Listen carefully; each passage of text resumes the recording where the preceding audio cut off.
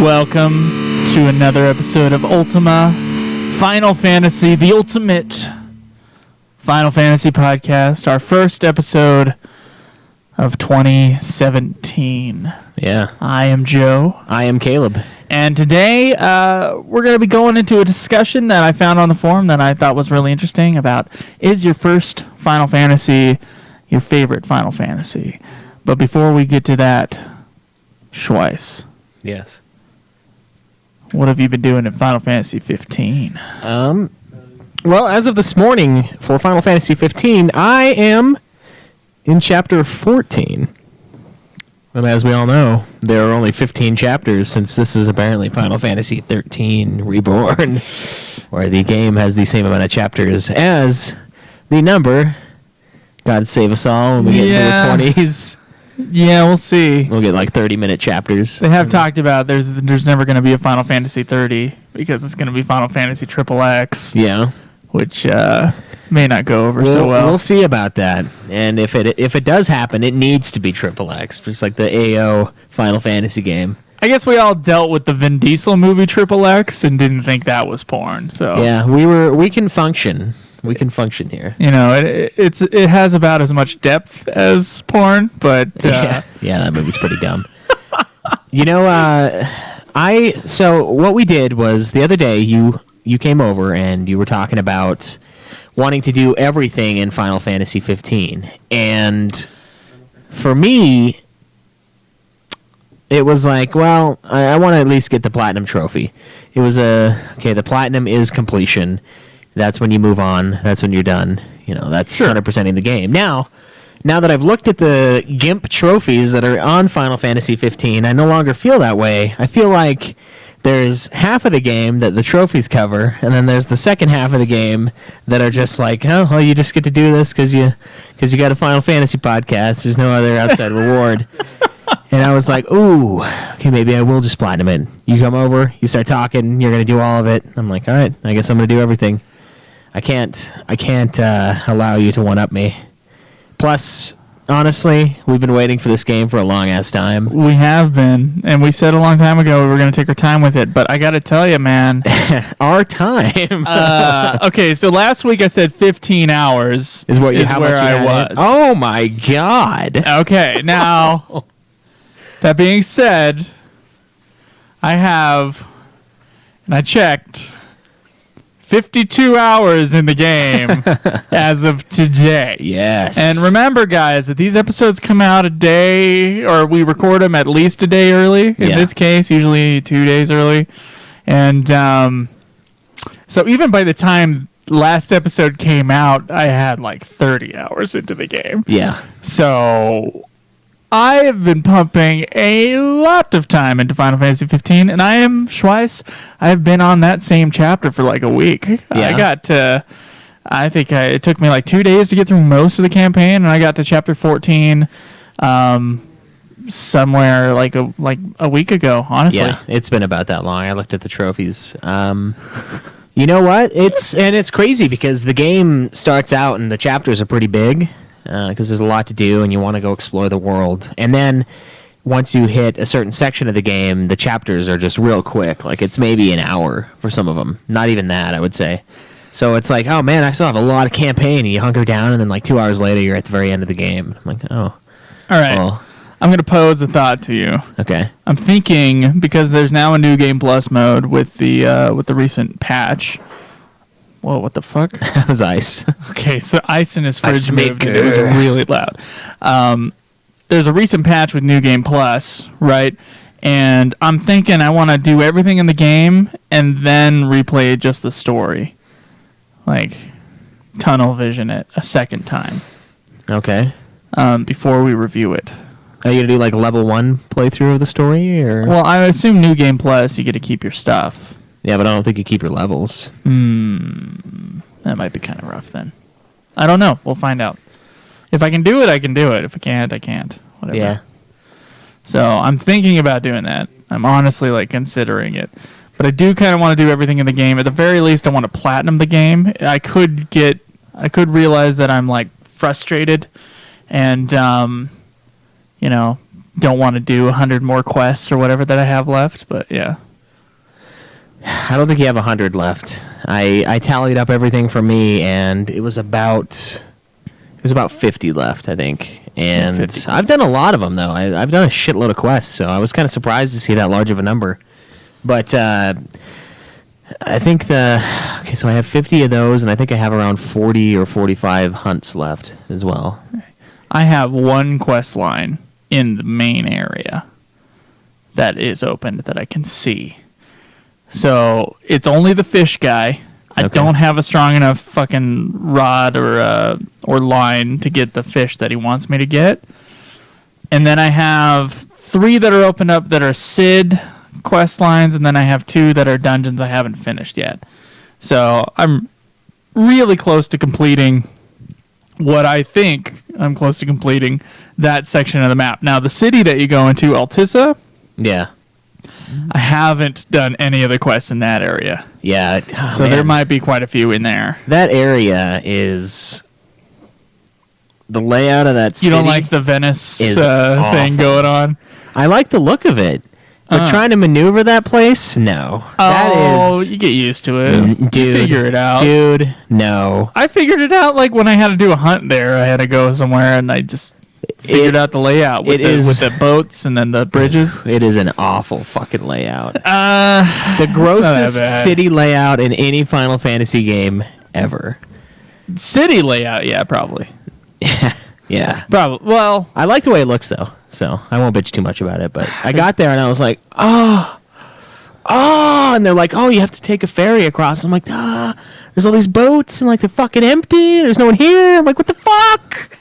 Then I found a dude. I was like, okay, I'm okay. But still, I'm like, God. I haven't had problems yet. But I might feel that way if I go into the city some more. Yeah. But I plan on doing that after I've cleared everything else out.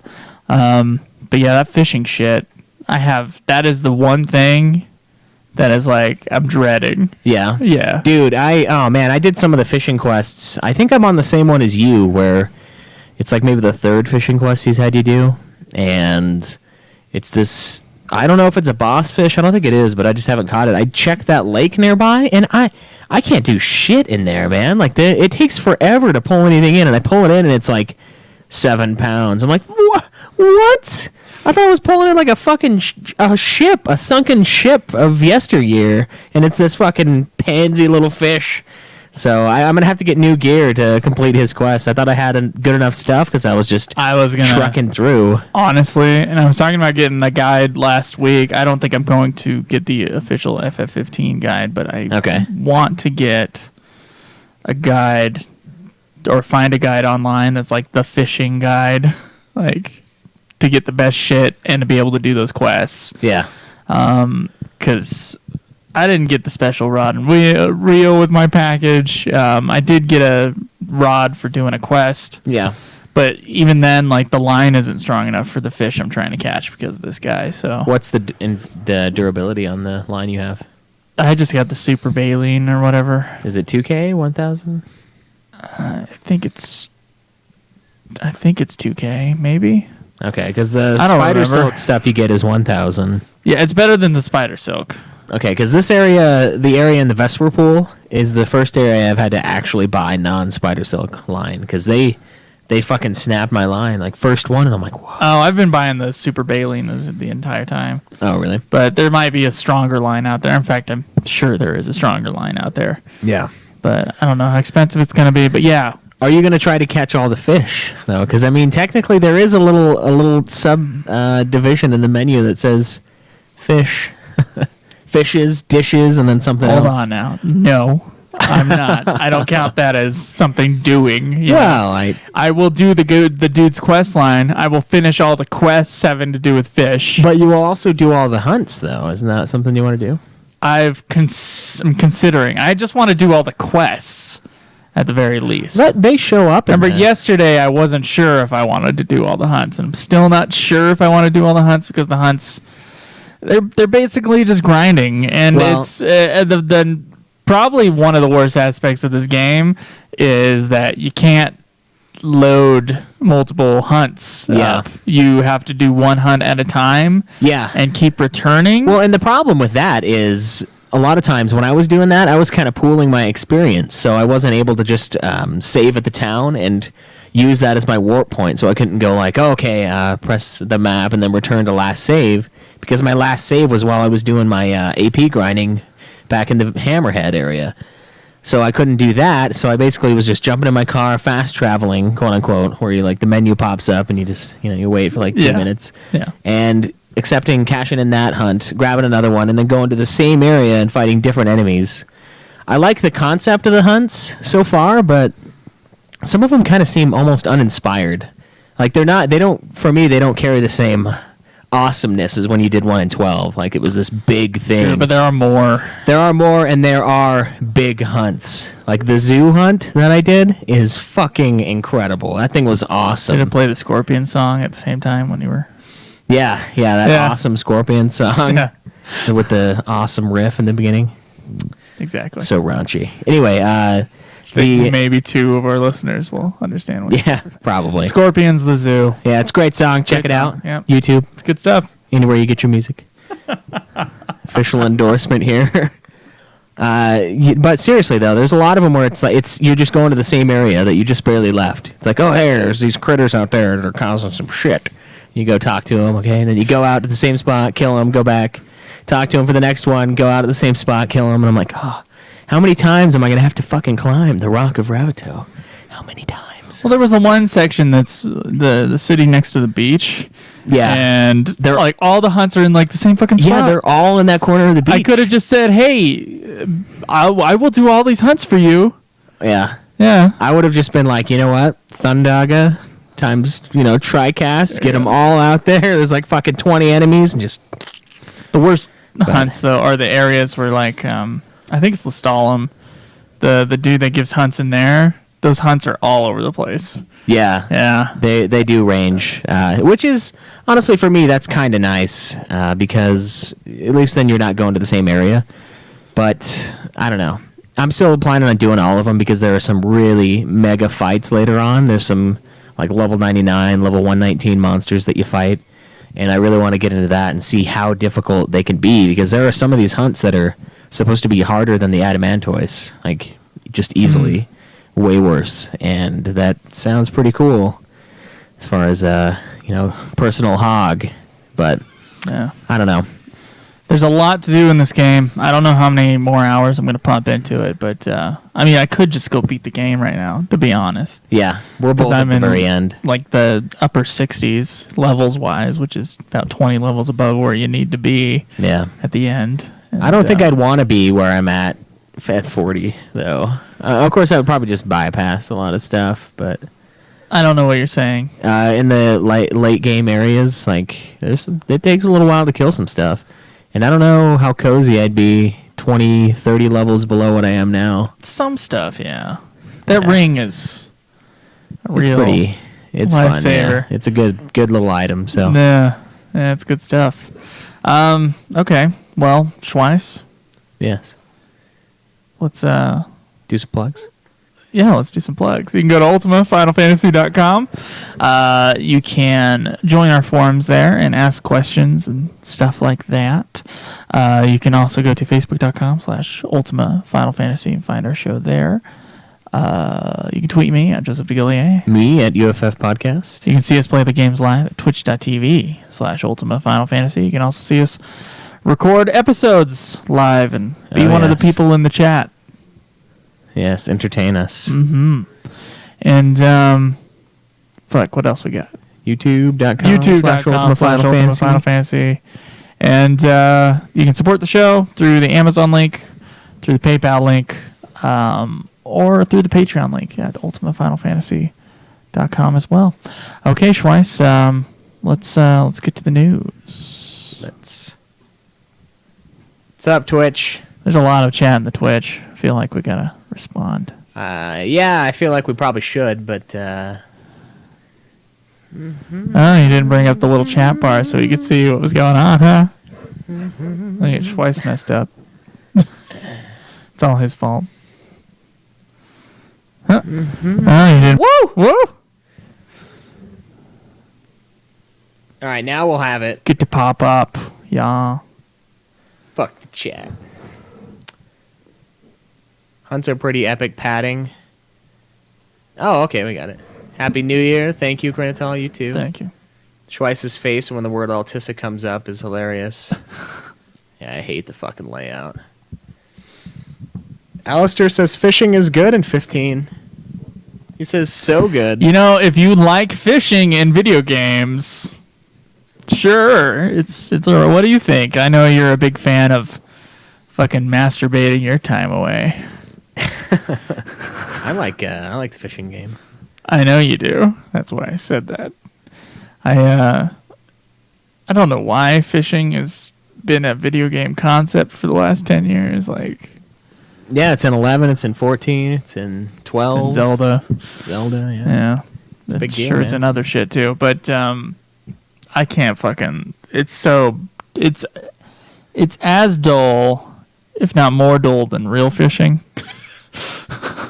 Which I really can't stand either. So I don't know why. I enjoy fishing in real life. I don't like getting... here's the thing. It's like, as the timid little red-haired boy, I get a fucking sunburn when I'm out in the sun, just fucking sitting there all day. Also, never catch fish, and then also, like, I don't know, man. It's just fucking boring. Yeah. You're just sitting there. Now, I understand people like it as a relaxing thing, but I have other relaxing things that I like to do, or, not do, and it doesn't involve sitting out in the sun. That's fair. I enjoy it when I'm on, like, camping trips and stuff, but it's not something that I would just be like, oh, yeah, let's go fishing. Not very often, anyway. Which is probably obvious since I haven't gone fishing in over a year. There you go. Sometimes I just get a fishing license, and then I'll fish for, like, 5 minutes in whatever trip that I've been invited to. Yeah. And then that's about it. Yeah, there's a lot of stuff I'd rather do. So, I don't know. The fishing game is fine. The problem I have is now I mastered the fishing. I'm like level 10 in fishing already, and I still have fishing quests to do. So I'm like, fuck. I shouldn't have done that. I wasted all that time.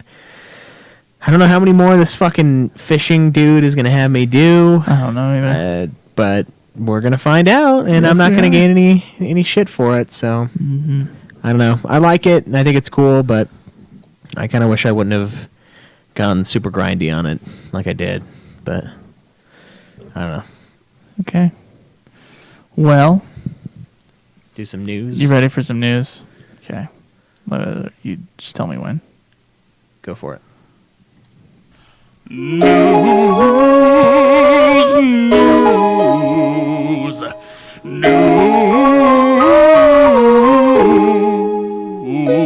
So much news today, let me tell so much news. It's insane. Yeah. But most of our news this week has to do with children.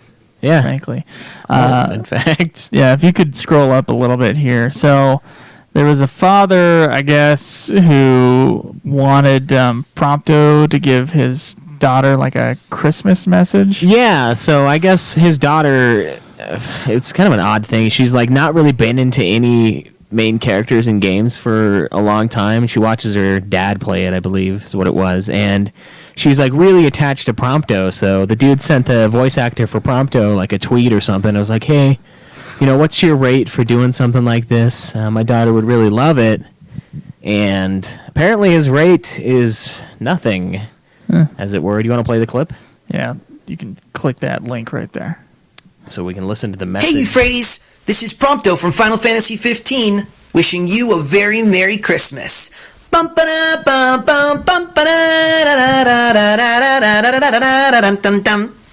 I say birthday or when I said it was that? Christmas message. I don't know if you said birthday, but it was a Christmas message. So pretty cool. Yeah, pretty awesome. Good of him to do that. Yeah, that is really awesome. I mean, a lot of times people, when they get too famous or too big, such as myself, we just kind of step on all the little people and don't worry about it anymore. Yeah, you're right. Yeah, that's what you do. That's totally what I do. I've been meaning to call Stolas for God knows how long. Oh, hey, look, there he is right there. And, I just haven't, and kind of a dick, but it happens. But it's awesome when we see stuff like this. I don't think it matters. I think it is really cool when people when people are still willing to do this, even though they've been in a massive game. Apparently, of course, she really appreciated it too. So. Yeah, she awesome. was like tearing up. She was that excited about it, so that's really cool. There you go. Okay, so our next piece of news is that Kotaku did a article on, and I'm not going to read the article, but they did an article on select parents who've named their kids after Final Fantasy characters, and if you scroll down, you'll see the names there, Schweiss. Okay. So, Cain. Someone named their kid Cain, which is disturbing. Since I've read the first part of the Bible at the very least, I am kind of weirded out by that. You're going to have a brother. No, it's with a K, not a C. Yeah, you're going to have a brother. Yeah, hopefully they don't have any more kids. That's going to take a fucking bad turn. Abel. Yeah. But they spell it differently. It's Aeble. Yeah. Oh, we got another one here. Brian, father of Vivi. That one's a little odd. Vivi sounds like a nickname and not like a name. Yeah, but what would it would be like for Virginia or something like that? If your name was Virginia, you'd be like, hey, Vivi. Sure. Yeah. I don't know what other name. Or Vivian. Vivian, yeah, maybe Vivian. Is this a boy or a girl? I don't know. I guess it doesn't really matter. She'll realize that Vivi... it's a girl. Okay, that sounds more feminine for an actual person. Sure. And I mean, I guess since he's a doll, he doesn't really have a gender in Final Fantasy IX. He's just they refer to him as a dude, as a he. They do, yeah. So I assume. We don't want to assume that though. Oh my God, Schweiss. Don't assume. I'm gonna fucking kill you. Don't assume Vivi's gender, Joe. I'm gonna fucking kill you. You're gonna die. Fuck you, man. I already had a fucking huge rant on this shit on Nude Clan. Don't get me on that. All right. So we have one here. It's Mark, father of Hannah Eris. Yeah, Eris spelled the right way. Aeris. So I guess he doesn't know that it's a mistranslation. I don't think he cares. I think it's more of a normal name anyway. Than Aerith? Yeah. Yeah. Well, Ares, I think it's Aries for the god of war. Is it? I think so. I don't know though. It looks right, but at the same time it looks wrong. So I think we've talked about this in the past. There was a question a little while ago asking what names we would consider Ares is okay, yeah. Ares would be one that's okay. I think Terra. I wouldn't say Aerith. I would say Ares. Terra is actually a really good one. I think. Terra's a great name. Sarah's. What's funny about Terra, though, is that in the Japanese version, her name is Tina, which is... That's odd. It's a terrible name. Tina? Tina. No. Anyway. What Tina else is like a grandma name now. Yeah, it is. Vincent works just fine. I mean, that's kind of an old man name, but it's like esteemed old man, you know? Vincent, sure, yeah. You can do Vincent. Would work. Kate Sith, I mean, fuck it. Why not? It's a... Sydney, yeah. Sid. Actually, I don't know. I don't know if I'd ever name a kid Sid. That's like a... Yeah, I wouldn't either. It's an odd name. It's like an old man name. That's like all I can think of is gravelly ass 15 Well, we Sid. have been playing that game. Of course... The gravelly, I would say the FF7 Sid, which is probably the most famous one, is also kind of a gravelly Sid. Yeah, I don't think I think the Sid from 15's probably smoked as long as the Sid from 7 has been alive, though. His voice, it's the awesome old man voice. There you go. So, I don't know. Anyway, pretty light on news. Another piece of news that Shinru shared was that Amazon.com put their top-selling things for Christmas out, and Final Fantasy 15 and the Pokemon game are doing extremely well. So nice. they're the top-selling video games of Christmas for Amazon.com. So that's good news for the series. Yeah, that's great. Glad to see it. Glad everybody's jumping on it, and obviously everybody listening to this show probably already has it. So that's probably true. Yeah. Probably. Some people are like the retro gamers, and they don't play the new stuff. That is also true. There were a few people that have left us reviews and stuff recently, and they're like, "Hey, haven't played anything past 10, but love the show." And I'm like, it's going to be kind of a barren wasteland for you for the next 3 years, where we're just covering all these games that you've never touched. But I've never touched them either. Not these spin-offs. Yeah. Tactics is the only one in the near future that I've actually played. Near future, quote unquote. Near. Yeah, you're using that word near real loosely. Yeah, there. I am. Just like we use the term 3 months really loosely. Potentially. Well, look, it's January, February, March. So we thought we were going to have I planned on having a review in March for Final Fantasy 15 because I planned on taking a lot of time. Yeah. You didn't realize how much and time slowly, you would have. I didn't realize that I would pump 8 hours a day into the fucking And it's game. not. It's weird because it's not like we're trying to rush through it or anything. It's just fun. The battle system is so fun that it's addicting. yeah, I'm just diving back into it, and it's. I tell myself one day that I'm going to finish the story today, and then I fucking see a side quest pop up. Well, that's what I did because I went through half the story while sitting at your house. Yeah. And because I brought my PS4 over here because of many reasons, but I was just like, oh, I'll just probably beat it tomorrow, and then I didn't. I was like, oh, I'll visit the past, and then became side quest season. Yeah. I've been doing side quests for the last 20 hours in the fucking game. Yeah, that's crazy. I also, guys, I forgot to mention it, but I am at 60 hours for my game time. So God, I was ahead of you for 3 days. yeah. Well, there was a time when I was playing Metroid Prime for Nude Clan that I wasn't playing 15. Oh, you're reminding me that I need to press pause on the 15 and play Parasite Eve for Nude Clan, Yeah. You still got it. which I haven't done yet. 3 weeks. So Yeah, I do. it's a 12-hour game. You'll be fine. Yeah, I'll be. You know fine. what? You know what's funny? God damn it! You did it again. There's this weird thing that people, and maybe I'm wrong. Maybe some PS3s aren't completely backwards compatible with PS1 games, but I swear to God, every single one that I've ever touched, looked at, heard of, has played a PS1 game just fine. You can still play Parasite Eve, my disc, on your PS3. Because I remember you being like, I don't want to borrow yours. It's another thing to hook up. But you're going to be playing it on the PS3 anyway, because you can't buy it on the PS4. It's a PS3 classic. I'll try it. I'll try it and see if it works. I swear to God, if you have the one PS3 that doesn't do it, I'm just going to lose it. I'm just going to be like, You're going to lose it, huh? I don't know anything anymore. Yeah, because I swear to God, all of them are backwards compatible because it's a CD. It's a CD-ROM, and they all play music, so you should be fine if you don't want to buy it. If you do, it's only $5, $10 maybe. But I think it's $10, yeah. so I don't know why is the PlayStation Network stuff not carry over to the PS4? I don't know. That freaks me out. Why, when you got the PS4, does it not have the same library as the PS3? I don't know. It's kind of bizarre because you would kind of want people to completely move over from PS3 to PS4, right? You would think, okay, this is the new console. Let's get everyone on board.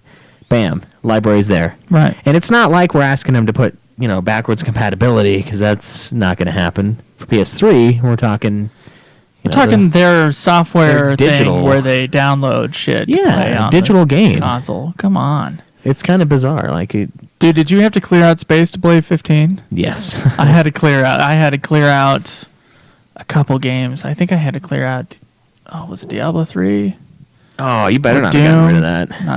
Not sure which. But I had to get rid of one of the games that was installed on there. Oh, it might have been The Last of Us. I had installed it, but I never played it. It's a great game, but yeah, it's crazy how much space 15 took. I had to get rid of a lot of stuff. Yeah. But totally worth it and really enjoying my time. So Okay. Well, Schweiss, let's move on to our discussion. all right, let's see what you guys got. God of War is Ares, A-R-E-S. Ares, I-E-S is the constellation. Yes, that is correct. Like fishing when you go to your cousins. Okay, so it's more like a family thing. I would feel like if fishing were the thing I would do with my family, it's because there's nothing else to do. Also, I would never want to spend time with my family and you'd be in a post-apocalyptic world, and the only food you're going to get is through fishing. So, yeah, I agree. That's probably when there was absolutely nothing else to do. That's when I would fish. Anthony said he'd name his kid Jacked if he had one. Cry. Yeah, just be a... What if Jet starts crying, though? Yeah, and then your world crumbles down around you. We got people at 120, 130 hours. Jesus. Anthony's Catching at up to 27. you guys. 27 hours, Anthony? Gotta get off that FF14, man. What are you doing? There's 15. I know you're done with the 14 content. I fucking know you are. Not done with Heaven's Word yet. Yeah. Nope. We did start it and got the awkward first cutscene with the different voice actors, like 30 seconds after the finale. I'm like, whoa. Did I start it? I think I might be standing person. like right in front of the guy. Oh, really? Yeah, it might be. All right. I'm not sure though. Might have started it. Anthony says they're on 14 right now. Damn it, dude. What are you doing? Huh? That ain't the game. Yeah. Don't support him, Alistair. 14 may be life, but we gotta do 15, man. It's at least a break from life. All right, man. Yeah, go ahead. Okay. All right, so this was not... What? What the fuck was that? I thought we were doing... Oh, shit, we're doing the discussion. Sorry. Let's try that again. All right. This guy. Jesus. Sorry, I pulled up the next tab and it was this. That would be impossible to mix with another song. Like, oh, ding, ding, ding. Yeah. Okay, so this was a post put in our forums that was part of the Final Fantasy discussion area, not really a question, but I thought it was an interesting question, one that maybe we talked about in the early days of this podcast. But this was: is your first Final Fantasy your favorite? And if you could scroll down to the post. Yes, this one's from Fruff. He says, this might have been asked in the old forums, but I am too lazy to check, plus they don't exist. I have always had a theory that the very first forums do, yeah, but the last version doesn't. So, I mean, are we talking old? Version 1.0 still exists. I've always had a theory that your first FF usually ends up being your favorite. I want to see what some of you guys think. Is your first FF your favorite? If not, what one is your favorite, and what separates it from the first? He says his favorite would be 7, and that was his first. Nothing has come close since. I feel like every time I try a new FF, I am just chasing the dragon, trying to recapture those old emotions that are probably impossible to replicate. Isn't that the problem with sequels? Yeah. Just in general, is that they have to live up to that first experience. So that first game that you played in the Final Fantasy series. I think that's an interesting thing. I think a lot of people probably deal with that, especially if they started on one of the capstone games like FF7 or FF10 or FF6/3 on the Super NES. Yeah. So what do you think, Schweiss? What was your first FF again? Was it 7? Yeah, my first Final Fantasy was Final Fantasy 7. And what's your favorite Final Fantasy? Well, that's a really difficult question, to be completely honest. I don't know what my favorite Final Fantasy game is. Like, I feel like I think the best one is 7, only edging out 6 because of Sephiroth being a much more well-rounded bad guy than Kefka. The depth that they put into his character is the only thing that puts it above 6, really, for me. And, well, okay, maybe not the only thing, but that's the thing. But I've put more time into Final Fantasy 11. I've put more time into Final Fantasy 12. I've maybe put more time into 10. Actually, I might have actually put more time into 10 now, because 10's post-game is fucking disgusting compared to 7, so there's just tons of time pumped into it. And it kind of brings up a difficult question. I mean, when someone asks you what your favorite movie is, do you answer with your favorite movie, or do you answer with the movie that you think is the greatest movie ever made? Because those don't have to be the same thing. I got like 10 movies that I consider my favorite. They can't all be the same. Yeah, movie. because if I were to answer this honestly, the one that I've come back to the most, the one that I put the most time into, and that I'm going to play again when they HD remaster it next year, I would probably say Final Fantasy 12. Because I put so much time into it. But you ranked it as number 3 or 4. It's number 4. Ranked it as number 4. It's the 4th best, but that doesn't mean it's not my favorite. I think my favorite movie of all time is probably Jurassic Park, but I don't think it's the best movie ever made. No, I think it's really good. It's awesome. It's a good movie. But best movie ever made? No. Nope. I've only watched Godfather like 3 times in my life. Godfather 1 and 2. But I think those two are both way better movies. So it's a really hard question to answer. in all honesty. I mean, what does favorite mean? Is it the one that I acknowledge as the best, most well-rounded game, or is it the one that I have the fondest memories of?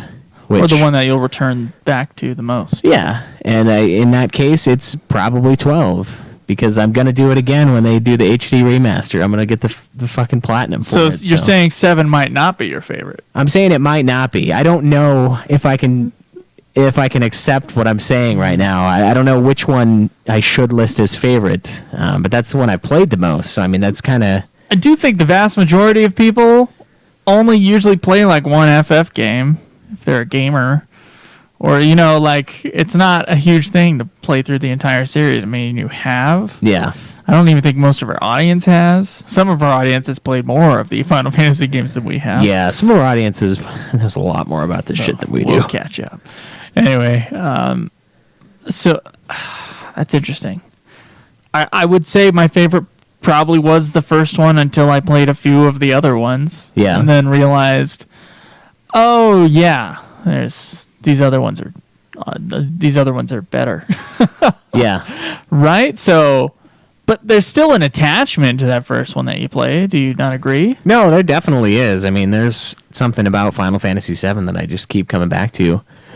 I started another game on the PS4 port. I mean, I have one going. I'm mostly doing all the grindy stuff because I want to platinum it. That's mostly what I want to do. Sure. Because I've already done everything. I put my time in, so I've got ×3 speed, and I'm just burning through all of the limit breaks right now is what I'm trying to do. Sure. Which sucks because I'm like too far in and I can't get the items I need to make the last tier because I'm like too early in the game. So I got a lot of shit, and it's gonna be awesome when I plow through it finally. But so it does pose a difficult question. I mean, I did rank 7 as number 1, and it is the first one that I played, and I feel like a lot of people 7 is their first Final Fantasy, and 7 is their favorite Final Fantasy. So I think there's something to that for sure. I mean, I think the same thing, especially with the previous generation of gamers. It seems like Final Fantasy IV is one of those favorite ones. Yeah. Where I can tell you, man, and I can make a case for it, Final Fantasy IV is not one of the best games in the series. I think it's one of the most important games in the series. Yeah. As far as like its influence on RPGs and its influence on the other Final Fantasy games that came after it, but I don't think it's one of the best games in the series. I really don't.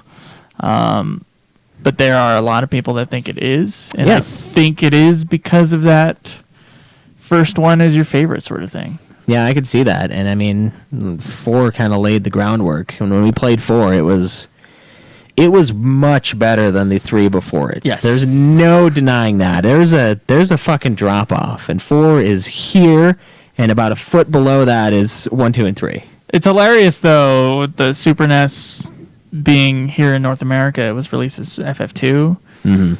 So there's like what a kind of a huge crazy fucking sequel is that? Yeah. You're just and like, what oh kind of my a jump God. in quality? Yeah, is that every way? It's that's like crazy. It's like vastly improved. Yeah, storytelling, gameplay, all of it. Yep, it's just a mile ahead of FF1. Unless you're one of those people who likes to be, raped. Yeah, who likes to have your balls smashed by the game. Yeah, that's fair. That type of person. But I think there is a lot of truth to that. We're gonna have to get like a pool of listener ages and like favorite Final Fantasies. Oh yeah, that's a good idea. Like which one was your first? Which one was your favorite? Just a survey. Yeah, a little survey thing. We'll do a survey monkey we'll or something. Spam their emails. Yeah, we love doing that, right? No, I don't love doing it. I have done it once. No, this is a great question though, and the true answer is I don't know. I think it would depend on the person. I think it's almost the game that you start on. Like, if you started with FF13, gameplay-wise, I can see that one might be your favorite. I would be surprised that if you played other kind of better Final Fantasies, in my opinion, that you wouldn't think the story is kind of convoluted, which it is. It is. It's the translation, and it might be the translation, but the Bartandal is like helping / hurting your party is it just makes no fucking it's bizarre sense. It makes no fucking sense. You have to sit down and really think about it and be like, wait, this guy said like 20 hours ago that we're going to do exactly what we did, and we're fighting him. We hate him for it. It's like, it's like, why does he fight your party? Like, why? Maybe he's like, you're too much. It makes absolutely no sense. It is literally just bad writing. Unless he's just trying to make sure you're up to snuff. But anyway, I don't know. I would be surprised though. But it does seem like a lot of people, their first Final Fantasy is their favorite. But on top of that, I don't think everybody's played the entire series. So. Yeah, so it's hard to say favorite when maybe they said maybe they played FF7 and then FF8 and then FF9, and 7 was their favorite. Yeah, but they played FF8 and FF9. They didn't play FF6 and they didn't play FF10 or give those a chance. Not saying that it would dethrone that, especially with one of the higher caliber or more popular games. But I think I also would argue that the one that you were more a part of, maybe not like first one you played, but for you, 13 was the one that you got on release. That was like, okay, you're a fan of the series, and there's a game in this series coming out. I will get this game. I will have this game. I will play this game. Right. It's like 15 for us right now. Yeah. Mine was 12, and yours was 13. And for a long time, we were like enemies. We were enemies against each other with the 12 and 13 argument, where I was like, dude, no. 13, no. But 12, and you were like the opposite. You're like, no, I don't like 12. I beat them both. That's true. You didn't? Did you not beat 12 before? I had beaten 12. Oh, it wasn't. It was 13 that you didn't. I beat them both. I thought you hadn't beaten 13. No, I hadn't. Yeah, I hadn't. You're right. So I couldn't have truly. I felt like, hey, if you finish it, you'll think it's better. But both of us ranked 12 a little higher. Yeah, so I think that has a lot to do with it. On the second playthrough. I would say it has a lot to do with it as well. Like which one? Because when 12 came out, that was like my game. That was what I did for 100+ hours of the subsequent months. 2 or 3 months after that, it was just fucking 12. Every night I'd get home from school and I'd play till like 5 in the morning. Go to school, not learn shit. Come home, do the same thing. I would argue that there's something about the excitement of the new thing. So, 13, so maybe it's a better game because I was excited about playing it. Same with the reason I kind of am considering doing the second playthrough of 15 is to curb that. Yeah, let's go through the story a second time and see if I look at it as strongly as I did before. That'll allow you to look at it more objectively than I think so. First time through. Yeah. So that is something to consider. And honestly, the story, I don't think it's going to take that long. No. It's like an 8-hour story. Yeah, it's a pretty short campaign. I don't know if you'll be able to keep your level on New Game Plus. If you can, I will do it. We haven't completed the game quite yet, so we don't know exactly what the New Game Plus looks like. Plus, I don't want to look at the internet. I don't want to get anything spoiled. I'm still at the end, not done, so I don't even want to fucking risk it. These guides will be like, after blah blah blah, and you're like, fuck, dude. I would bet $100 that the end of Final Fantasy 15 is the same as that very beginning part of Final Fantasy 15. Yeah, I'm sure that's going to be the end fight. Right. Because now I understand who the dude was. I was like, looking at him, I'm like, this looks like a freaky mixture between Noctis and his dad. Like, at first I thought it was his dad. Like him fighting as a kid, and I'm like, no, they kept on calling him Noctis. Well, I was playing it in fucking German, okay? I couldn't fucking tell what they were calling him. I was like, what is happening? Yeah, and so I didn't know what was going on. I was like, is this dad German? Like, what? Yeah. What the fuck? But, and then I looked at him, I was like, no, unless Ignis's dad looks exactly like Ignis, and then we know Gladiolus' dad doesn't look exactly like him, so... And I was like, oh, okay, it's the end. I'll go Schweiss-Core this first time around and Joe-Core the second. All right. Yeah, the campaign's short enough that I can do that. It just depends on if I can keep my shit. Yeah, I kind of want to maybe create a second save What's the point of a New Game Plus, though, if you don't keep your strength and shit? I don't know. Extra hard. Sounds like a waste of time. What have other people said on this topic here? Let's take a look. Yeah.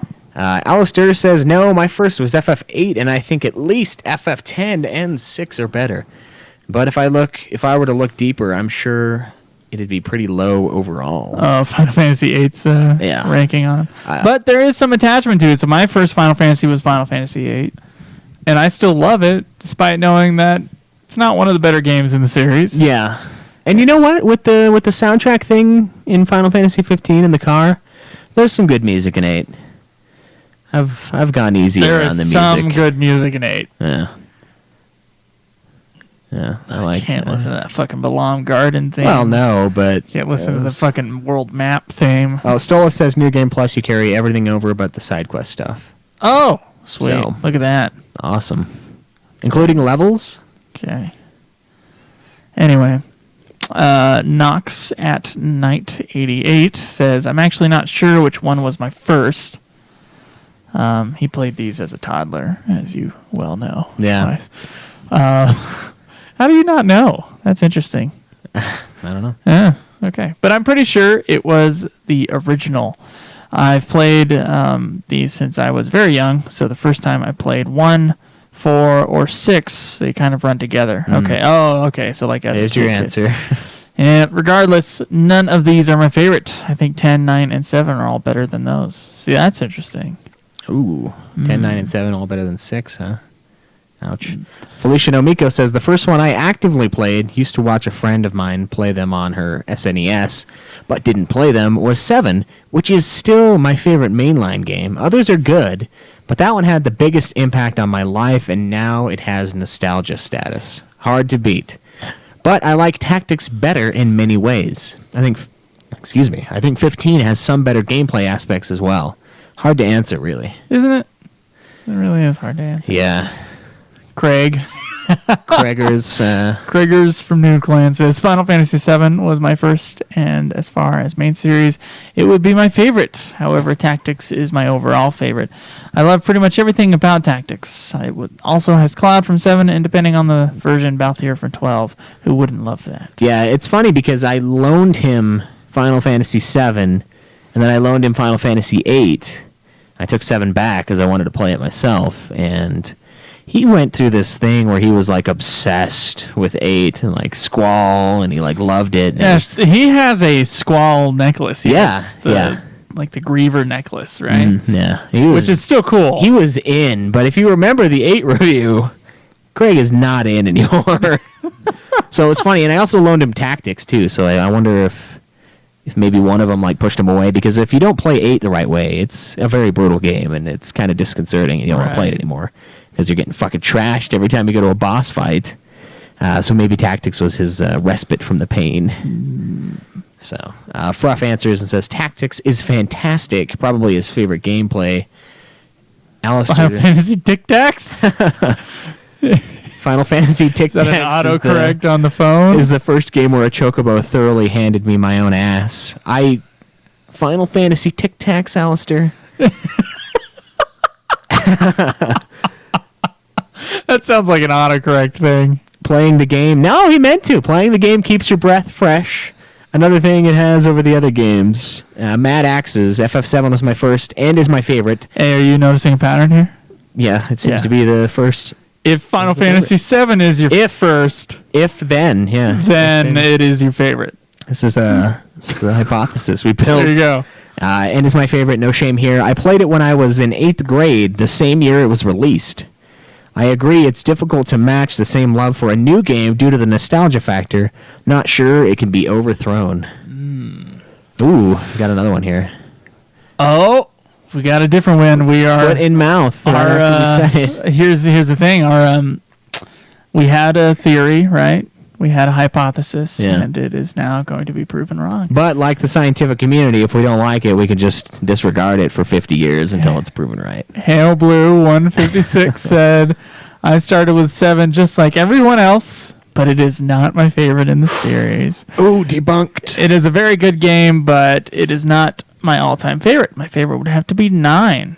But after 15, it honestly makes me rethink what my favorite is. Oh, wow.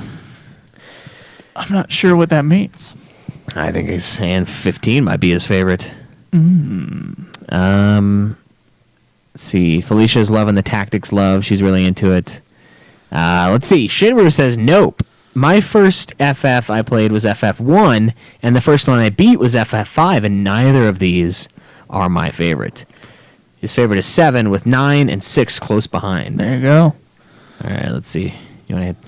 Okay, so the Trooper 4 says, my first FF was FF7, and it had such a huge impact on me after that. It was the first game I got for my PS1, and I had asked for it after seeing the commercials and just thinking, wow, that looks like a movie the way that they are portraying it. Because that's kind of how the commercials are. Those commercials are funny, actually. Yeah. You ever seen the FF7 TV commercials? Yeah. Yeah, they're great. FF7 holds a huge place in my mind, and all the expansions on that universe definitely expand that. It's such a huge and iconic game for me. That being said, 7, after a very, very hard look, had to be my number 2 ranked in my eyes. Wow. I'm surprised at the response in this topic, even more so that I would agree with a lot of them that I'm seeing here. Final Fantasy Tactics was the second FF game I played, and to this day, it is still my number 1 favorite. The story is great, but even more, what I love about it is the job system. The job system is definitely what I like most about Final Fantasy games, which is why FF5 and FF9/FF14 are very high up in my rankings. 11/14. Oh, sorry, misread that. But Final Fantasy Tactics did everything right. I loved the characters, the Evilise setting, the politics and religion-ish backgrounds, and even more so the Zodiac story. The game had it all. Okay, so that's the third Tactics. Yeah, Tactics is getting a lot of love. Silver Shades, the first FF I played was 7, but the first I beat was 8. I think my favorite depends on whether you include sequels and prequels.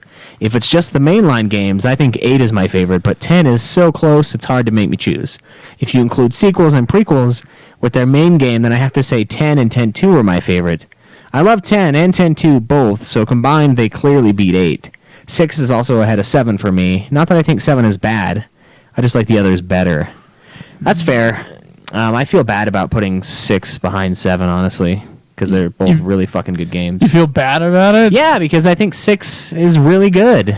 It's hard. It's hard to choose those top 3. We have one from Sheena here. She says her first FF was 7, and it is definitely not my favorite. To be slightly controversial, my favorite is what is that?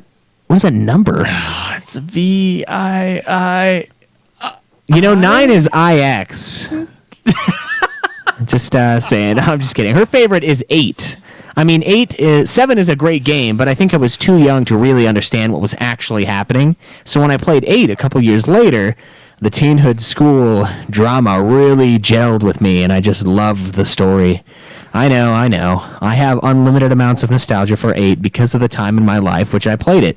It fills me with that bittersweet feeling, and I can't help but love it. I see 2 different types of people here, and I feel those 2 different types of people within myself. There are feelers, and then there are...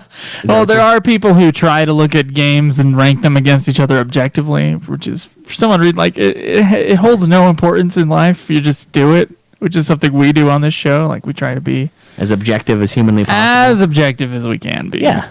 When we definitely judge these games against each other. And that's why 12's there are people not who number 1. recognize that their favorite may not be the best game, but it's the one that they love the most because of possibly nostalgia. Yeah, exactly. So, I don't know. It seems like a lot of the people from these responses that we've gotten in our own community, if you started on FF7, you love FF7, unless you played Tactics, then that's your favorite. Yeah. And if you didn't start on FF7, then there's a good chance that it's not your favorite. Or whatever you've played for the first time is not your favorite. I mean, Jake in the chat says is. 7 is love, but 6 will always be better. But I think his favorite is 7. So it's like, it's a hard thing to grapple with. And the day that this happened to me was a very hard day for me when I was like, is 7 really my favorite? I don't know. I think it's better than the one that I played the most, but favorite... I don't know. I think it would also depend on the day. So sometimes FF7 is my favorite. Sometimes FF6 is my favorite. Probably most days FF10 is my favorite. Yeah. Yeah. I don't have like a true favorite though. A single favorite. I like the series. Yeah, that's the thing. It's a pretty solid series, obviously. I do know which one I think is the best one. Yeah. Which I think is 6. But yeah, it's tough. And it's interesting. And I think... because 7 was the biggest game in the series, we'll see what 15 sales are in the next year or two whenever they decide to give up the numbers for the stockholders at Square. Yeah. But as far as I know, 7's the biggest, 13's the biggest recent one. So you're going to have people who are just going to be all over those because it was their first. And if they played through it and liked it, it'll probably be their favorite. Yeah. Probably. And it'll be tough to overthrow that. I mean, yeah. So if you go back from 15, you're going to look at lesser mechanics in some ways. The graphics aren't going to be as good. The gaming's come a long way since FF1. So, objectively, it might be a more well put together game. For people who started on 15, is that what you're saying? Yeah. So you're saying that some people will think 15 is the best. And just like Dwayne thinks Star Wars Episode 7 is the best one, and I hate that. Yeah, but he didn't start on FF7, did he? No, he didn't. Or on Star Wars 7? He didn't, and I know he's just trying to get under my skin, and it's working. But it's just like that, though. It's like, technically, yes, it is a more advanced film. We're better at making movies now. Are we? Is it better? No. Are we better at making movies now? I would say so. We have a better formula. That doesn't mean they're always better. What do you mean by better, though? I don't know. They make movies differently now, and I think it's in a good way. I would say that it's a well put together film. Are you talking about special effects and editing? Yeah, all of that. All the actual movie itself, the way it looks, the way it's portrayed, all of that is better. Technically, the special effects are better in Episode 7 than Episode 5 or 4. Okay, Well, definitely 2, since they look like shit. But are they more CG. But is it more cinematic? Are they more impactful than? No, they're not, and that's why I can't accept it. I don't really agree with your statement on movies being better. I'm not saying they're better. I'm saying we're better at making them. I would say we can look back at the past. They're smoother now. We can look back at the past and see what worked, and then duplicate that with the current technology. Okay. I would say we're better at making movies. I don't think they're always better movies because shit movies. Not better movies. There's always good movies. Technically, they are though, and there's always bad movies. And that's what I'm saying. Is it would be hard to go back to something that old, and that might be what someone would experience with Final Fantasy 15. Going back to FF, 3 or 2, when it's this crazy archaic system with 2, where you have the use it and get better with it mechanic that's very awkwardly thrown in. Would that be a fun game to play after playing 15? You go 15 and then go Final Fantasy 2? I don't think it would. No, it'd be crazy. The graphics are better. Yeah, better the gameplay sound is design. The gameplay is better. You're right about all that stuff. I still have problems with your movie statement. I think you're right about the games. Why does it work for one and not the other? Movies are just older, and they're really made in almost the same way now. They're just digital instead of, or at least most movies are digital instead of film. Well, and a lot of it, what I'm saying is they use a good formula.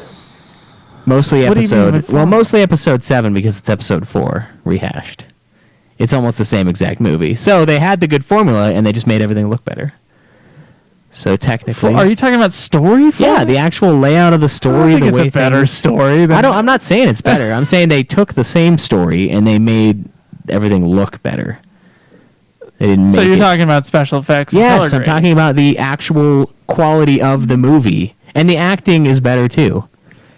Maybe. You might be right about that. I would, except for Harrison Ford, Sir Alec Guinness. Oh, that actually, yeah, he's probably the best actor in any of the Star Wars movies. He is really good, actually. Yeah, he was a little above being put into a random sci-fi movie. Should have done Mifune. That would have been awesome if he would have fucking gone with it. It could have been. I'm attached to the Obi-Wan we have. That would have been awkward as fuck, though. Like just one Japanese guy. It'd be like the one Lando. Like he's the only black guy in the whole universe. I got an argument against you. First off, Jurassic Park still has special effects that hold up to this day. That's fair. And the reason that they do is because they took their time and had to do one frame at a time Photoshop with it, and because they had a year in post, the special effects were just better. Yeah, no, I agree. The technology wasn't any better, and they were shooting on film, and the film looks great when you see it on Blu-ray. Mm-hmm. So I don't agree with that. I would say there are exceptions to it, but I don't think either of them are the rule. Or the first movie that heavily used the Steadicam, if not the first movie with Steadicam, was The Shining. and it probably has the best Steadicam work since. There's no movie that does better Steadicam work than The Shining. So I don't really agree with you on that. I also think that film in many ways looks better than digital does. Well, I think it does too, but there's something more realistic and gritty about it that I prefer. There's also, like, when you see movies now, they're color graded to hell, and because they're so color graded and they're so part of their own universe, there's nothing really realistic about it. There's nothing that feels tangible about it. I would say the same thing with digital effects versus physical effects. So even though there's some like stop motion stuff that looks awkward if we're talking about Star Wars and Empire Strikes Back. Yeah. I still think there's things that are more tangible in Empire Strikes Back than in Phantom Menace or Attack of the Clones. Obviously with those three. Or even the newest one. I would disagree with the newest one. I think I think so. There's shots with like Vader where it just like the production design is pristine, and that's really the production design, not the technology that they're using to capture it. Well, and I think that's why the 7 looks so much better than 1 through 3 is because it's not full CG. It's very practical. Because of Mad Max, practical effects were they were huge. So they're like, we're going to make this practical, and it looks fucking amazing because of it. A lot of it is practical, yeah. There's a ton. Like the Stormtroopers, amazing. The ones in episodes 1 through 3 look like shit. Especially episode 2. If you watch that thing, that looks fucking awful. It's all CG, and you can fucking tell. It's aged like milk. It's bad. There are things that make it easier for filmmakers. I don't know if maybe they I'm don't saying, make it better. Maybe I'm saying they're better at making movies that are watchable to an extent. Like, more people will go see crappy movies because there's still good things about them. Crappy. Movies that aren't as well reviewed, I guess. I'm not saying any of the Star Wars are bad, except for the prequels, but maybe it's the formula. I don't know. I feel like there's less. Dude, you can't follow you. I just can't. I can't follow what you're trying to argue. Well, the initial thing you followed was they make it look better. They take a formula. They take a formula that's stood the test of time, and they do it again. That's exactly what 7 is. Well, that's what the first one is too. I know. That's what I'm saying. Format. It's the same. It's fucking not a better movie. hero's journey. No, it isn't. It's the same. Well, maybe. No, I don't think it is. The same. I don't think it's a better. Neither of them are all that great at the hero's journey. Not in the beginning. Yeah, that first one is exactly the hero's journey. I don't know, man. I think it's line by line Joseph Campbell. He doesn't lose though in the first movie. It's designed to be that way. He loses later in 5. He's fine. He doesn't lose. What are you talking about? He loses his mentor in the midpoint of the movie, and they run away. That's Obi-Wan losing, and he became more powerful than you could possibly imagine. So honestly, it's a win-win. Yeah. All right. So I don't agree with you at all. I guess what I'm saying is they know what worked, and they know it'll work again, so they'll do it. So it's hard to go back to something that didn't work, like the prequels. So I'm treating it more as Episode 7 versus Episode 1. And I was using the example of Episode 7 being Episode 4 rehashed, just because I think it is, and it works. No one hated Episode 7, really. Not very many people, anyway. But it's literally the least creative piece of material I've ever seen, because I watched it again in 4. It's like, it's strange. That happened again. But, it's fine. So I think it's more 7 versus, 2. The movie looks better. And the movie's put together much better, too. The story, I would say. I don't think so. In Episode 7 versus Attack of the Clones? No, versus the thing's not even done. Versus New Hope. Oh, no, I'm not talking New Hope. I only use New Hope as the rehash of the same story working. But I don't think it's a better version of it. I don't think so either. I think it's the same thing. I don't think there's... And I think it's lesser because it's not original. There's that random shit in the middle with the lightsaber that she touches that just... It's out of nowhere. And it doesn't really fit with the story. And a lot of the things are like... If A New Hope didn't exist, which of course it's a sequel, so I guess it does, but if A New Hope didn't exist, then this movie wouldn't be as strong and shit like that. I know. So the only reason why we like Rogue One is because the other Star Wars movies exist. Yeah. You wouldn't be able to watch Rogue One by itself as a good movie. Yeah, as good of a movie. That's fair, because you would be like, well, what is this all for again? Yeah, so it doesn't stand up on its own as well. Yeah. Then again, Empire Strikes Back doesn't really stand up on its own, but I think it's the best film out of all the movies. Yeah. Yeah, I really do.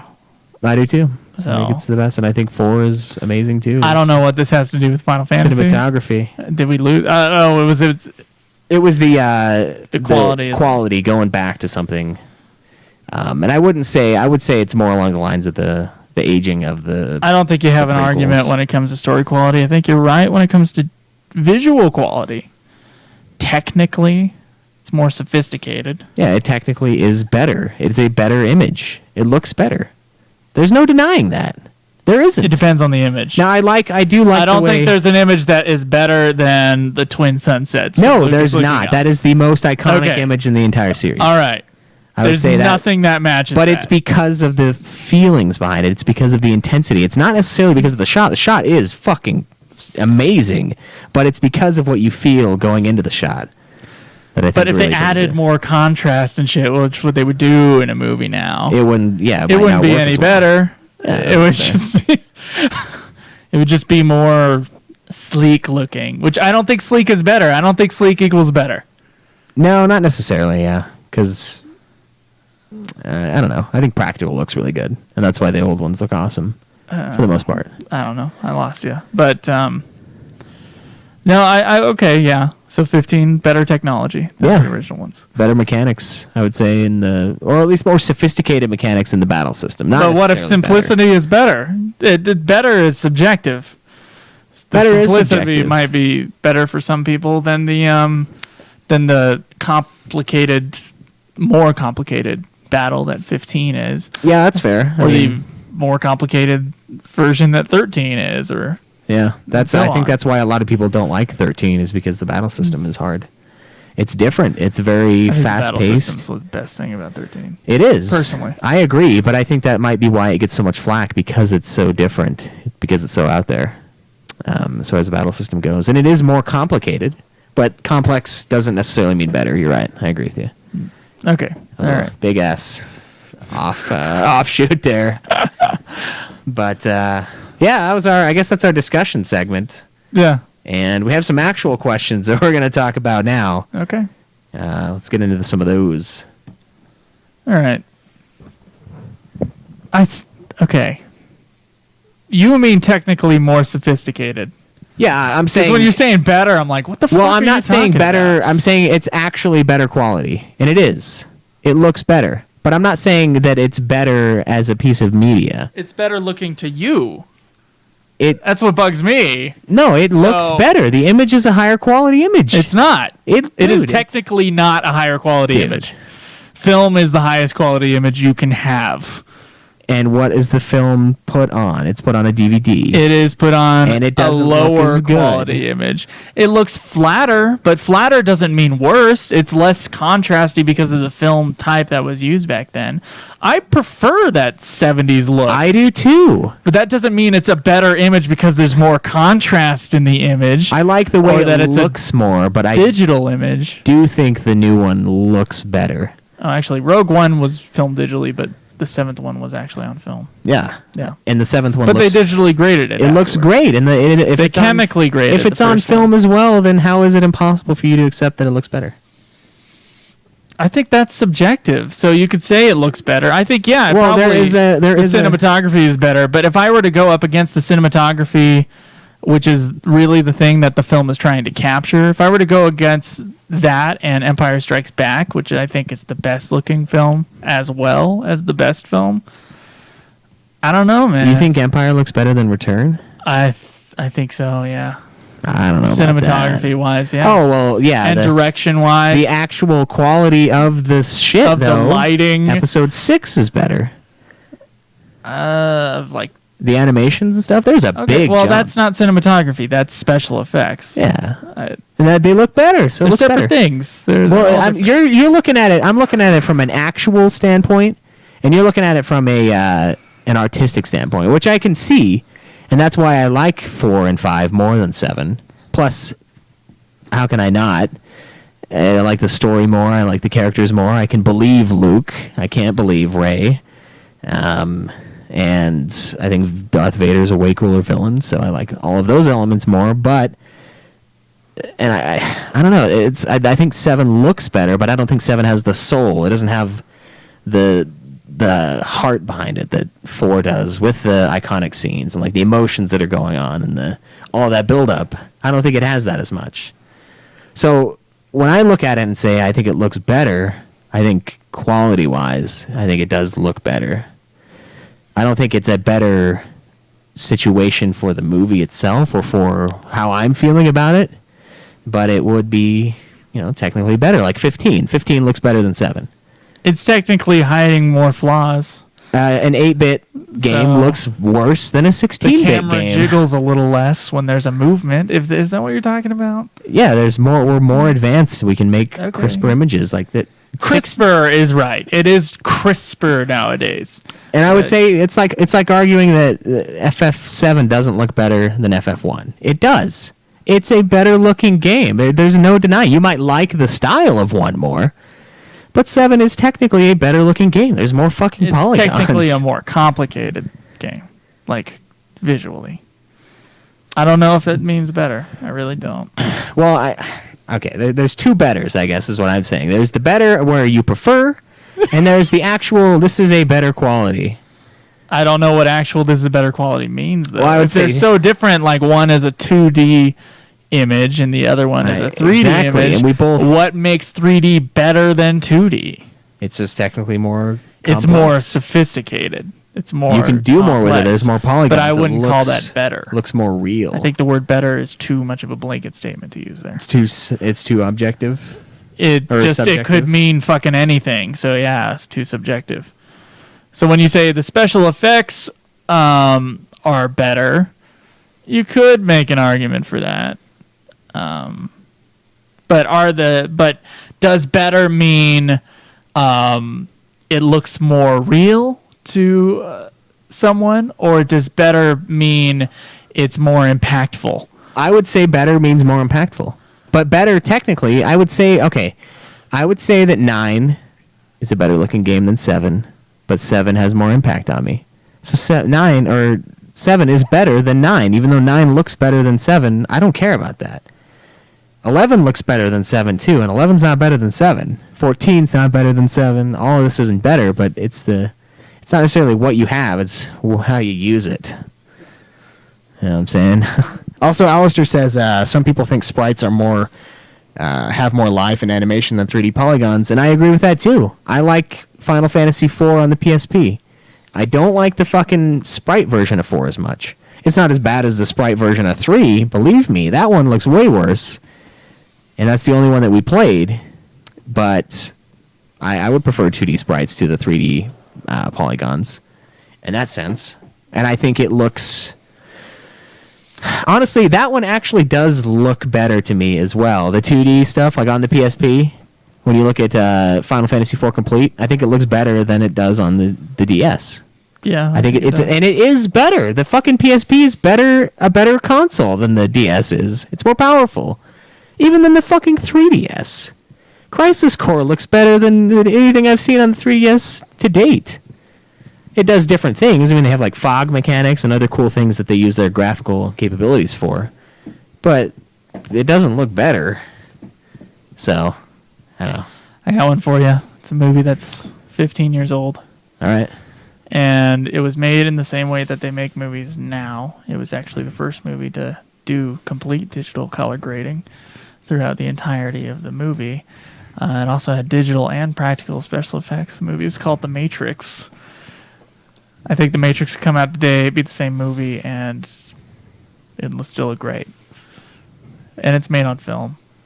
Would they make it on film today, though? They would probably not make it on film today. So it wouldn't look as good? Nope. That is not true. Digital is not the same quality image as film. I know. I said it wouldn't look as good if it wasn't done on film today. So it would be a different wouldn't movie. look as good, yeah. Yeah. So I'm saying late 90s film is better than today's. That's fair, yeah. And honestly, I would agree with you. And it's about digital color grading. So color grading, dude, I could show you the shit that they would do with an image as Game of Thrones is fucking color grading up the ass so that you can see the color grading. Yeah, Taku, this is all just on Twitch. We stopped like 15 minutes ago for the podcast. Anyway, I don't think it necessarily makes things better, honestly. And I'm more impressed by movies that didn't do color grading and were able to create vivid, high contrast images that showed you where to look with your eyes than what they do now, which is lame as shit. The directing is also better. Previously, like directing today, there are some directors who are really good at directing the camera or pointing the camera where they want an audience to see something, or they want an audience to feel something, or there's some sort of meaning in the shot. There are some, but that was the job of the film director up until the mid 80s. Yeah. And now it's become like most movies are basically television. Yeah, they're just showing a story. It's just regular coverage, and then they just edit to where they think it's going to have the highest impact, which is not as interesting to me. But you could see something. You could see the movie Vertigo, and it looks amazing, and it has thought behind it. And I don't know. There's some shots in Vertigo I don't think have been matched by today's standards. That's fair. There's just more thought put into it and shit. Now they just make things look sleek now. Like every image matches to the image before it, which was something that was always hard to do, color matching, which is an easy thing to do now in comparison to what you used to have to do. This is all post color grading sort of stuff. Sound mixing, they used to mix movies sound-wise in a different way up until 1979. With Apocalypse Now, they created surround sound. And so sound mixing is probably the biggest difference in technology-wise now. And even now in movie theaters, they have the Sony, I don't know, there's a cool new sound system that, where things are on the screen is where you hear them. Yeah. And that's a cool system. They would have never done that even back with Apocalypse Now. Like, that's an even newer sort of way of technology-wise of looking at movies. And I don't know. I think digital effects, I don't think they don't hold up. They don't add anything dramatically. That they used to use effects very sparingly because they were expensive and hard to do. Now they're expensive, but they're easy to do. Yeah, and they don't have as much meaning, is what you're trying to say. They don't have as much impact. They just toss it in because they have 50 million. I think there were like 30 shots in Jurassic Park of dinosaurs. And I remember when Jurassic Park 3 came out, and this was when Jurassic Park 3 came out, which even now is like... is old, right? So I remember a news story where they were like, the first Jurassic Park only had 40 effect shots in it. The second Jurassic Park had 80. This one has 200 effect shots in it. And now, of course, almost every shot would be an effect shot if they were to shoot it. Yeah. But that doesn't make the effects any better. No, it doesn't. I mean, there's a quality loss with the effects, I would say. Having the animatronic stuff, I think, looks better than the CG because it's an actual... So when the raptors come in Jurassic Park and they poke their head out and they're animatronic, yeah, I think they do look better. They look way better. They look better than Jurassic World, I would say. But digital is easier for them to do now. Yeah. Well, that's why I think the prequels have aged so badly. Like, when you watch 2 on a high-def TV, oh, man. Some of those shots when it's, like, zoomed out, the stormtroopers just look like shit, man.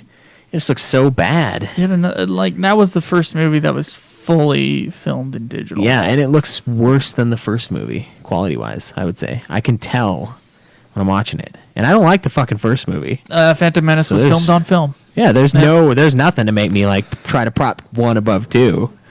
So, I don't know. I guess it is pretty subjective, but I think it's too subjective to make. I would say technically, Jurassic Park has the dinosaurs look more high quality than the stormtroopers do in, fucking Star Wars Episode 2, Attack of the Clones. Sure, yeah. They look more realistic. It's because they are. They fucking made the flesh and stuff. So that's more what I was trying to touch on. Is like they can make the special effects that they do use. They do better with. Even though most of the stuff in 4 was practical. Sure. I don't agree with you on story at all. I think the story is almost the same. Yeah, I agree. It's almost the same. But it's uninspired because of that. But so I don't think it's better. No, I wouldn't say I think one executes the same plot better than the other one. What I'm saying is, They're great. I like them both, but yeah. I think one is better than the other movie. Well, I do too. I'm saying they took something that they knew would work and they used it again, like the formula. He did the same thing with that first one, though. So With, I'm not sure. Yeah, with New Hope. He with literally Hero's read Journey. Joseph Campbell Yeah. and said, I'm going to copy this. Exactly. He did that, and then the movie was a huge success. So everybody goes, oh, we should all do Hero's Journey movies. Well. So about half your movies are Hero's Journeys. yeah. They're not always fucking steal the plans or whatever the fuck. Like, they're not always the exact same plot, but they are the hero has the call. Hero refuses the call initially. Hero has a mentor. Mentor dies or goes away somehow. Hero's left on their own. Hero saves the day and comes back and gets the reward. Yeah. Not so much with the most recent one, but we kind of knew that going in.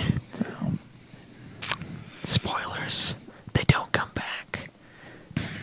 Oh, Rogue One. Yeah, they're all dead.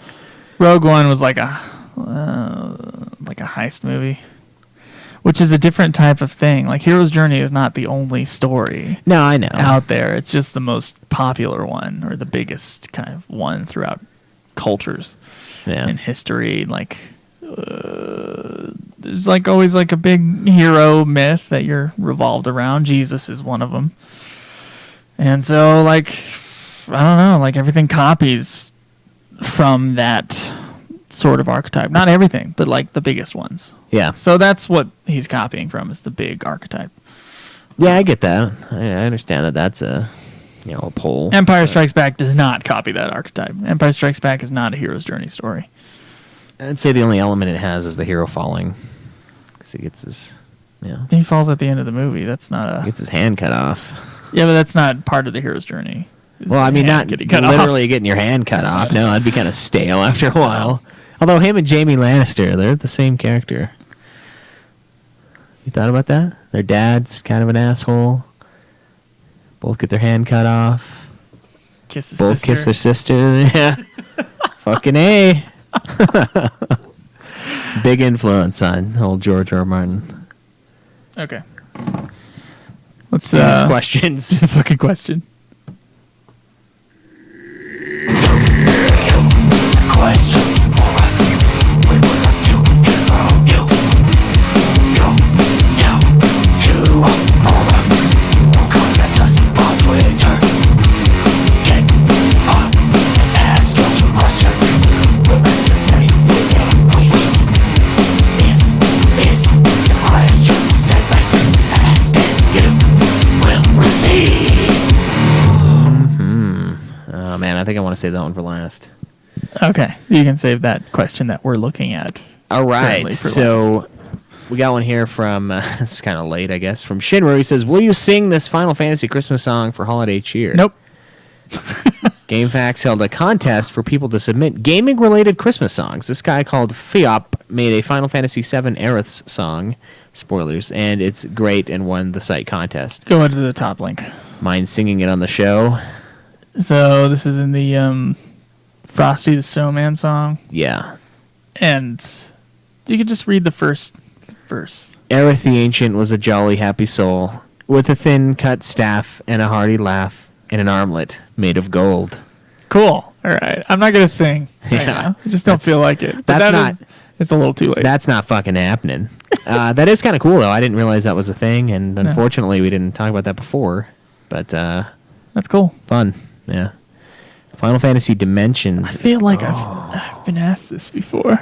Ooh, this one's from the Trooper 4. So I'm sitting here listening to some older podcasts. You guys had briefly mentioned mobile FF games and how there are not any good ones, which of course I agree with. My question is, have you guys ever tried FF Dimensions? This was a surprise to me when I bought it, but it's actually a great game to sink some time in. It brings back the job system, which I fucking love. It's old school pixelated, and the game itself reminds me a lot of FF5, which is one of my favorite in the series. It has a lot in common with 4 through 6 in terms of graphics and gameplay, good story, and of course, ATB battle system. I'm wondering, have many of you listeners played this one, and what are your thoughts on it? I know you guys have a lot of reviews in line with 15 and World of Final Fantasy, but it would be awesome to hear a review on this game from us. Felicia said she hasn't heard it. The Trooper comes back, and his actual account says it's definitely worth trying out, especially if you enjoy the job system. A lot of people haven't heard of it, and we won't be playing it, I don't think. No, but this is a good reminder, though, that if you're a listener out there and you want to play a mobile game, Yeah. you can play that mobile game, record yourself giving a review, and then we'll post it in our episode. Yeah, get on that shit. I think we've only had one. Yeah. And it was Crystal Defenders. So we have only had one, and it was a while ago, like we said. So we have one here. It's titled Remakes. Have we done this? We've answered similar questions. Okay, sorry. It just seemed really similar, guys. This one's from Haley Blue. Since I am new to the forums and podcast, I do apologize if this has been asked before. There you go. Given all the recent remakes, remastered, and ports of all of our favorite Final Fantasy games, there seems to be one that has not been talked about. The one that would most likely drive Caleb insane for? But what about Final Fantasy VIII? I'm talking a whole overhaul from the graphics to the music to the junction system. What are your thoughts? A replacement? Yeah. What are your thoughts on FF8 if Square decided to remake/remaster it? Oh, fuck. You know, I don't think it's necessary. I'm against all remakes, but I'm not against remasters at all. Yeah. I'm against remakes. I'm not excited for the 7th one, and I know that pisses people off that I'm not, but fuck you.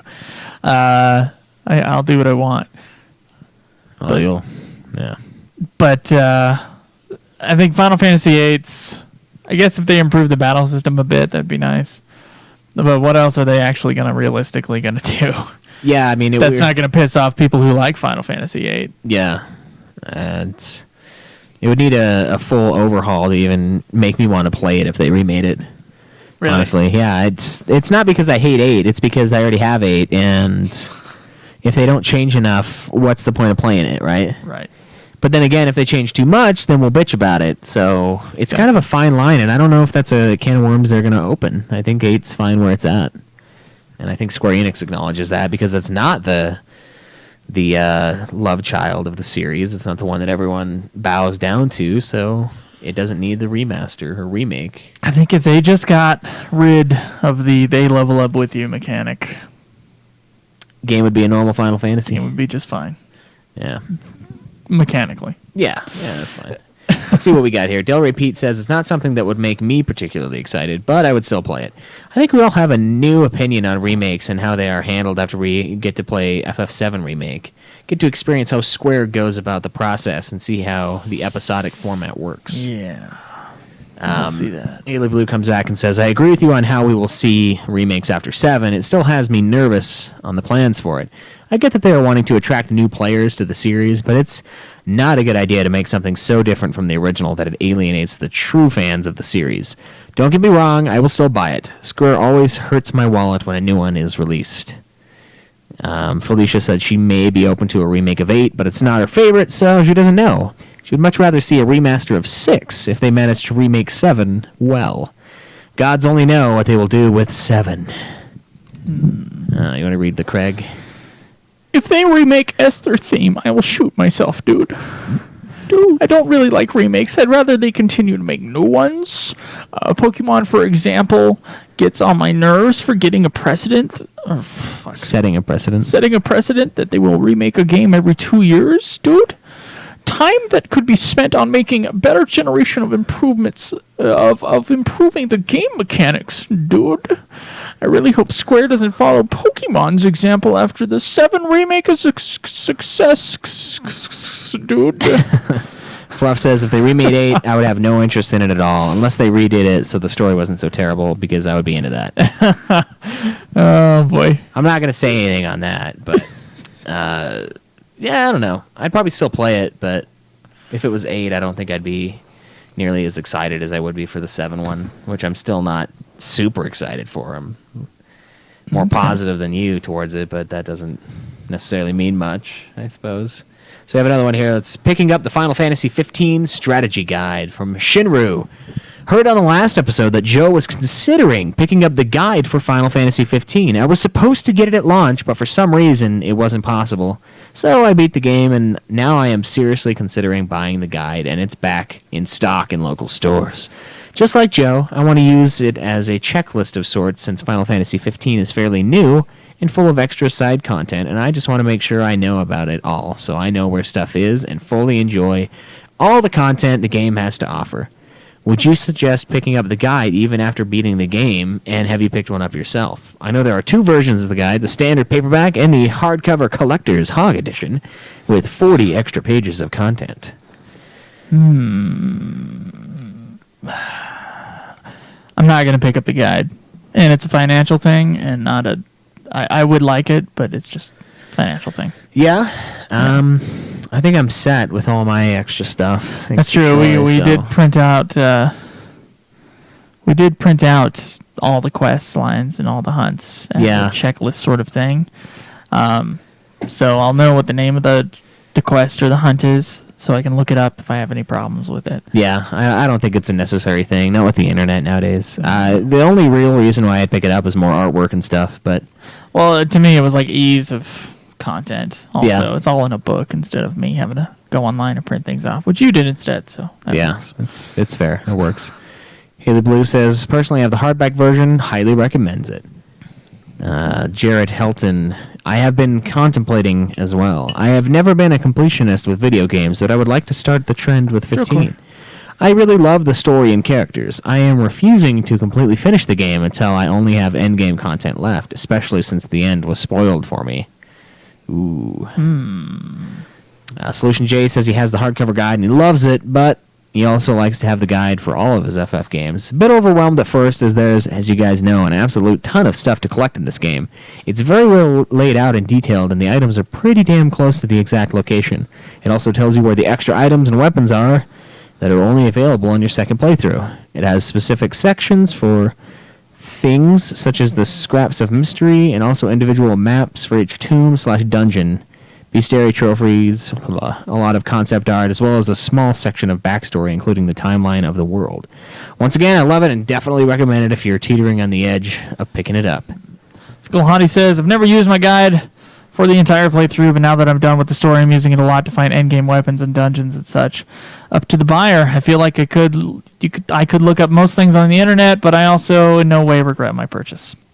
Well, that's good. That's good. Yeah, I'm not going to get it. I was seriously considering it, though. So. Yeah. All right, so that's our last question. The honest review of 15 and integrity of the show. Yeah, that question. This one is from Loki Lionheart. I love the Ultimate podcast and FF in general, but 15 has really shaken things up, and to me, is cause for concern for the future of the series and the show. Huh. Dun, dun, dun, dun. The game seems to be really divisive among fans, and even our hosts. I myself have to sadly admit that 15 is my least favorite game in the series that I've played. 1, 4, 7, 8, 9, 10, 12, 13, 15. And after the very slim amount Joe and Caleb have talked about so far, I'm worried that some optimism for a new game is blinding the hosts. I've listened to many reviews and rants from the boys over the past games and flaws, and what they're saying about 15 just isn't adding up to me. Now, obviously, we have to wait for the review episode to get real opinions, but after the game has been out a month and Joe only has 15 hours, it'll probably be for fucking ever and a day till that happens. That's not true. At this time, it probably was. Get on that shit, man. You're a host of a top 100 gaming podcast. Top 200. We're rarely in the top 100. Easy with that 100 shit. Yeah. We were when the 15 game came out. Yeah, we were up there. That was big. We got a boost. That was. They've only said a few things so far, but it seems to be that Joe loves everything and Caleb just likes fishing in the campaign. Caleb at least admits how shitty traveling is and how unfun side quests seem to be. I did say that. I only agree with Joe's statement that a benefit of side quests and travel lets you see the world so much better than skipping them. However, there isn't a ton of diversity or... I lost my fucking place. However, there isn't a ton of diversity or things to see and do, and only occasionally do I enjoy the road trips. Now, like I said, I've listened to most of the reviews and their opinions on flaws in previous titles, and to hear them not complain about the huge letdowns in the game that are magic and summons and lack of plot is really confusing. I can't wait to hear their opinions on the horrible magic grenades that you collect randomly in the field and virtually no summoning at all. It's really just an action game and a subpar one at that. It tries to be too many things, and the combat gets too broken up to flow, and don't get me started on the camera in battle. That's fair. My concern is that younger players and reviewers with the following don't call out the developers for the things that don't work and actually say they love it when they will continue on in the series. Then they will continue on in the series on these paths thinking we like the series like this. I understand that every entry changes, but it seems to be with 15 and FF7 Remake that this playstyle will be the new norm. I wish people will just call the game out for what it is and let the world and developers know that even though they tried, it's just not the Final Fantasy we wanted, and to try another way. Okay. I got a couple problems with this. Obviously, you don't like 15 nearly as much as the other games in the series, and that's fine. I don't think it's going to be my bottom game, though, to be honest. What are you laughing at? In the chat, Anthony's like, Caleb is in my top 100 hosts of UFF podcasts. Thank you. I'm honored. Well, I'm glad. Yeah, you're in there. I'm excited. It doesn't even matter where. As long as I'm there, I'm happy. Okay, we don't need to read the responses on this. No. I don't want to. But all right, Schweiss. Will it be for fucking ever before we review this game? I think maybe just take a little chill pill for a second there. I think you guys will be very surprised. We're both 50 plus hours in. Yeah. Right? Oh yes. And the episodes come out a couple days late. Sometimes things are delayed. Sometimes you just put 10 extra hours in before the episode comes out.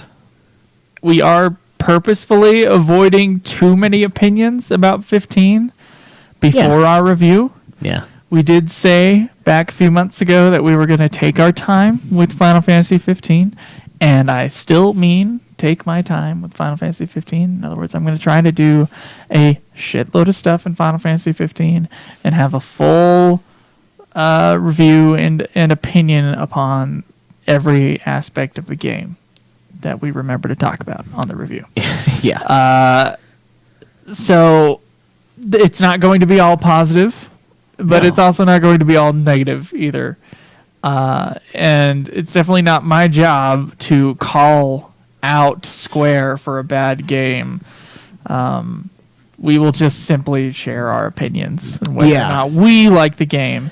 And also, there will be a place in the forums popped up the week before we review Final Fantasy 15 that you are allowed to share your full opinion about Final Fantasy 15 with your review. And we will include it in the show. We will include it with the show, and it's just simply part of the sort of what we try to do is we talk about the games ourselves, what we like about it, what we dislike about it, how we think it fits into the series, and also what other people think about the game as well. So we try to cover all those aspects. Yeah. I would say don't worry about it for now.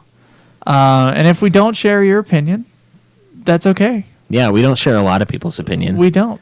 9 is a lot of people's favorite, and gotta tell you, it's not. It's not mine either. Yeah. So, and a lot of people love Final Fantasy 8, and I don't know if you noticed this, about 3 times per episode, we make a joke at 8's expense. Yeah. 8 is the and I like 8, and I will still do that. It's still mid-tier. That's the funny part. It's not a sacred cow. None of this is. But don't worry about it, man. Yeah, we'll get it done when we get it done. We'll call it out for what we think doesn't work. I mean, I've complained about the side quests. I complained earlier about Altissia, the layout of the city. It's not a perfect game, but we don't want to get too far into it. I mean, this is the first time we've had a Final Fantasy that's come out during the podcast that's a mainline game that we are playing alongside people. We don't want to ruin any experiences. I don't want to talk about where we are in the story. We're in chapter 14. That's it. That's what we talk about. We talk about we're doing a bunch of the side quests. Can't even say the name of chapter 14. Yeah, we can't. It'll fucking ruin it. It will ruin the whole thing. Yep. Right? It will. Ruination of the spoilers. That's what will right. happen. And it's we try to stay even headed because sure there's things that frustrate me in the game. And I voice them on this thread. Like when I'm trying to pick an item up and Noctis jumps like 6 fucking times because some asshole thought that, you know what, let's Square make button everything. every Or X fucking button thing in everything. this fucking right. game when there's all these controls that aren't working. But you know what? I don't want to freak out about it on the show. Or like I have to like move the camera in exactly the right way in order to get the X button on Yeah. There's problems. on one particular guy. There's problems with the game. There's problems with every You game. have to face someone a special way in order to get their quest thing. Yeah. And then face them another way in order to get the regular talk function. And it moves when you're not moving. There's That's stuff. right. There's stuff in the game that's changes. frustrating, but Yeah. we don't want to create like a negative sort of. "Meh." So we're trying to just leave all of that out and let it sit, let it simmer. That's what the whole purpose of our show is to objectively look at it. We don't want to get to one part and be like, okay, this is really pissing me off. I'm going to make this part of it. I'm going to make this a thing in the end. That'll happen, but it's about the overall experience, and we're not even done yet. So it's not fair to do that. We don't want to spoil. So really, Yeah. And don't hurry us. yeah, and we'll do that ourselves. It seems, but Schweiss is always on my ass for taking too long on these games. yeah, that's true. Except for the one time, the 10-2, you son of a bitch. Anyway. Yeah, don't worry about it. We'll get there. Yeah, Thanks for the question. Don't worry about it. Okay. Schweiss, iTunes reviews. Yes. Got to pull them up first. And then just leave the second part of the show.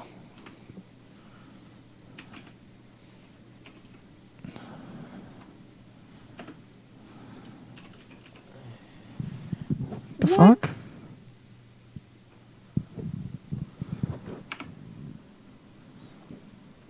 It's fucking stupid, dude. This side is like.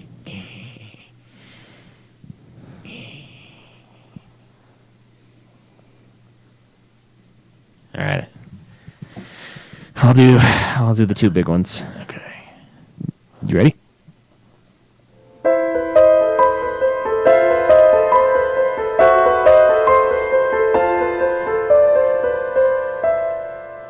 iTunes reviews.